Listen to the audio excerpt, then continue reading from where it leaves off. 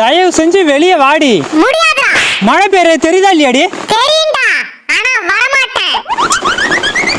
இன்னும் 7 நாளைக்கு மழை இருக்கான். இருக்கட்டும். அதுக்கேண்டி ரோட்டுக்கு பக்கத்துல வந்து படுத்து கிடக்குற? அப்படிதான்டா கிடப்பேன்.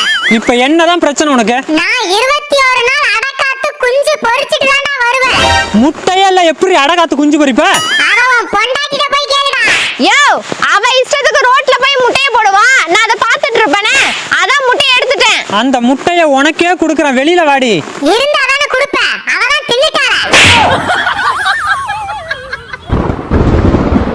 இடி இடிக்குதுடி, நான் கிளம்புறேன். உன் தலையில வேட்டும்.